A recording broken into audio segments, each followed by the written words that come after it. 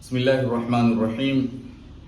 الحمد لله الذي بنعمته تتم الصالحات، والصلاة والسلام على رسول الله صلى الله عليه وسلم. أما بعد، عن أبي هريرة رضي الله عنه قال: قال رسول الله صلى الله عليه وسلم: إن الله لا ينظر إلى أجسامكم ولا إلى صوركم ولكن ينظر إلى قلوبكم. رواه مسلم. Ndugu zangu Waislamu, hadithi imepokewa na Abu Huraira radhiyallahu anhu. Amesema Rasulullah sallallahu alayhi wasallam, amesema inna Allah la yanzuru ila ajsamikum, hakika Allah subhanahu wa ta'ala hatazami viwiliwili vyenu, wala ila suwarikum, wala sura zenu, walakin yanzuru ila qulubikum, lakini anatazama nyoyo zenu. Sasa ndugu zangu Waislamu, tunapata mafunzo na mwongozo gani katika hadithi hii? Kwanza kabisa tunapata umuhimu wa kuwa nia safi na ikhlas katika kumwabudu Allah subhanahu wa ta'ala, kwani hivyo ndivyo tulivyoamrishwa. Allah anasema katika Qur'ani, wama umiru illa liya'budu Allah mukhlisina lahu ad-dina hunafaa wa yuqimu as-salata wa yutu az-zakata wa dhalika dinul qayyima, na hawakuamrishwa isipokuwa wamwabudu Allah subhanahu wa ta'ala, wawe wenye kumtakasia dini, wenye kujengua na upotofu, kuielemea dini ya haki, na wasimamishe swala na watoe zaka, na hiyo ndiyo dini iliyosimama imara. Lakini ikhwatal iman, lazima tuwe na himma ya kutenda amali njema baada ya kuwa na nia safi. Amali na ibada huwa hazipokelewi isipokuwa nia ikiwa ni nia safi kwa ajili ya Allah subhanahu wa ta'ala. Kwa hiyo amali zinazomshirikisha Allah subhanahu wa ta'ala huwa hazipokelewi, na Allah subhanahu wa ta'ala aliwahi kuwatahadharisha mitume na manabii wake aliposema, walaqad uhiya ilayka wa ila alladhina min qablika la in ashrakta la yahbatanna amaluka wa la takunanna min alkhasirin. Kwa yakini umefunuliwa wahi na wale walio kabla yako, ya kwamba ukifanya shirki bila shaka zitabatilika amali zako, na bila shaka utakuwa miongoni mwa waliokhasirika. Na katika aya nyingine Allah anasema, walau ashraku la habita anhum ma kanu ya'malun, na kama wangemshirikisha bila shaka yangebatilika yale waliokuwa wakiyatenda.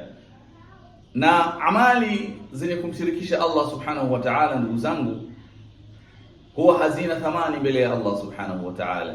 Allah anasema, waqadimna ila ma amilu min amalin faj'alnahu haba'an manthura, na tutayaendea yale waliyotenda ya amali yao yoyote ile, tutayafanya chembe chembe za vumbi zinazoelea hewani, zinazotawanyika.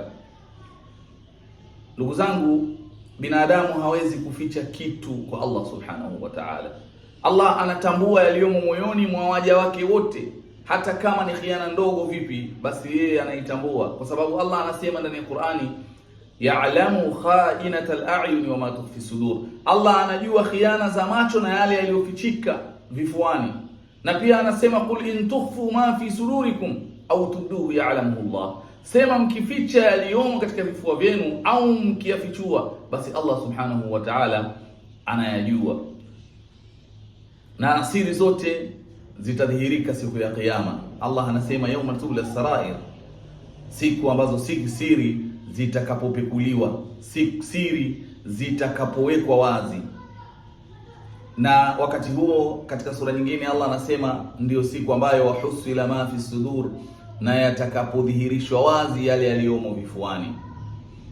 Siku ya Kiyama, ndugu zangu Waislamu, mali wala watoto hayatamfaa mtu isipokuwa atakayefika akiwa nayo ya moyo, tena moyo uwe msafi uliosalimika na maovu kadha, yakiwemo ria, yani kujionesha. Allah anasema, yauma la yanfa'u malun wala banun illa man ata Allah biqalbin salim, siku hayatofaa mali wala watoto isipokuwa nani? Illa man ata Allah biqalbin salim, isipokuwa yule atakayemfikia Allah subhanahu wa ta'ala na moyo uliosalimika. Ndugu zangu, ni muhimu kwa Muislamu kuzitekeleza amri za dini yake, amri za dini ya Allah subhanahu wa ta'ala, na si kwa mandhari pekee. Na mara nyingi watu huwa ni wenye kusema pindi anapotenda jambo ovu kuwa, lakini nia yangu ni nzuri, hapa mtu Muislamu anatakiwa azingatie hadithi nyingine ambayo inasema Bwana Mtume Muhammad, hadithi kama hii tuliyosoma mwanzo, ambayo Bwana Mtume Muhammad sallallahu alaihi wasallam anasema, hakika Allah hatazami viwili vyenu wala sura zenu, anatazama nyoyo na amali zenu. Hivyo amali zinafaa ziende sambamba na alivyoteremsha Allah na kuja nayo Bwana Mtume Muhammad sallallahu alaihi wasallam. Usiwahi kumhukumu mtu kwa mandhari yake. Pindi ukimwona mtu shakili yake, yani umbo lake au alivyovaa shakili yake, na hakuvaa mavazi ya mu'min, ukadhania kuwa ni mtu muovu. Kuna watu wana tabia, wakimwona mtu lazima avae kanzu, avae kofia, avae joho ndio anaonekana mtu mwema. Lakini hapana, usije ukamwona mtu shakili yake kuwa hakuvaa mavazi ya mu'min ukadhani ni mtu muovu, huenda akawa ni mwema. Hali kadhalika usije ukamwona mtu shakili yake amevaa mavazi ya kimu'min kabisa, kanzu nzuri, kofia nzuri, joho zuri, ukadhani kuwa ni mtu mwema kabisa, lakini huenda akawa ni mtu muovu. Wala usiwahi kumdharau au kumkejeli mtu kwa mandhari yake. Allah anasema, ya ayyuhalladhina amanu la yaskhar qaumun min qaumin asa an yakunu khayran minhum wala nisaa'un min nisa'in asa an yakunna khayran minhunna. Allah anasema, ya ayyuhalladhina amanu, enyi mlioamini, la yaskhar qaumun min qaumin, wanaume wasiwafanyie dhihaka au kuwadharau wanaume wengineo, asa an yakunu khayran minhum, asa wakawa bora kuliko wao, wala nisaa'un min nisa'in, na wala wanawake kwa wanawake wengine, asa an yakunna khayran minhunna, asa wakawa bora kuliko wao. Tuzingatie yanaomridhisha Allah subhanahu wa ta'ala daima. Tuhofie ria, kwani ni hatari mno. Ria ni mbaya. Ria humporomoshea mtu amali zake zote kabisa ambazo alizozifanya, akadhani kuwa amefanya amali zimekubaliwa, lakini amali zitakuwa hazijakubaliwa. Kwa sababu ya nini? Kwa sababu ya ile shirki ambayo ni ria. Mwenyezi Mungu atuongoze, atujalie miongoni mwa wale ambao wanasikia maneno ya kufuata, atufungulie milango ya rehema. Mwenyezi Mungu atujalie kila la kheri. Hadha, wassalamu alaikum wa rahmatullahi wa barakatuh, wal afu minkum.